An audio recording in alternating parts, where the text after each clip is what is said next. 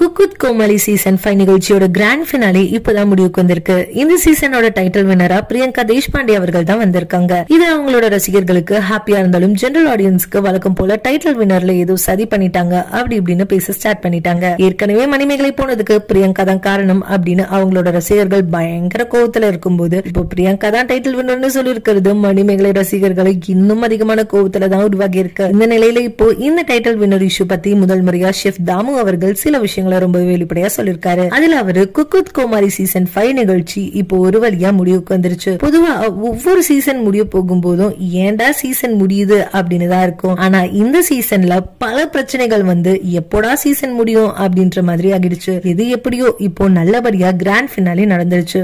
இதுல பிரியங்கா ரொம்பவே நல்லா சமைச்சு டைட்டில வின் பண்ணிட்டாங்க. ஆனா பல ரசிகர்கள் நாங்க ஏதோ திட்டம் போட்டு கொடுத்த மாதிரியும் இவங்களாதான் டைட்டில் வின்னரா மாத்தி சொல்ல சொன்னாங்க அப்படின்ற மாதிரியும் பல விஷயங்களை சொல்லிட்டு வரீங்க. அப்படிலாம் எதுவுமே இல்ல. இன்னைக்கு நாள்ல பிரியங்கா உண்மையிலேயே நல்லா சமைச்சிருந்தாங்க. அதனாலதான் அவங்க வின் பண்ணிருந்தாங்க. மத்தபடி யாருக்கும் இங்க ஃபேவரட்டிசம் பண்ணிலாம் வின் பண்ணல அப்படின்ற மாதிரி ரொம்பவே வெளிப்படையா சொல்லிருக்காரு. அது மட்டும் இல்லாம இதுவரைக்கும் இந்த சீசன்ல நடக்காத சில மோசமான விஷயங்கள் இந்த சீசன்ல நடந்துருச்சு. எது உண்மையிலேயே மனசுக்கு ரொம்பவே கஷ்டமா இருக்கு. என்ன பண்றது, நடக்கணும்னு இருந்திருக்கு, அதுதான் நடந்துருச்சு அப்படின்னு ரொம்பவே சோகமா சொல்லி முடிச்சிருக்காரு. சோ இந்த வீடியோவை பார்த்துட்டு இருக்க நீங்க ஷெஃப் தாமு சொல்லியிருக்க இந்த விஷயத்த பத்தியும் பிரியங்கா டைட்டில் வின்னரா வந்தது பத்தியும் நீங்க என்ன நினைக்கிறீங்க அப்படின்னு உங்களுடைய கருத்துக்களை கீழே உள்ள கமெண்ட் செக்ஷன்ல ஷேர் பண்ணுங்க. மேலும் இது போன்ற முக்கியமான செய்திகளை தெரிஞ்சுக்க நம்ம சேனலை மறக்காம சப்ஸ்கிரைப் பண்ணிக்கோங்க.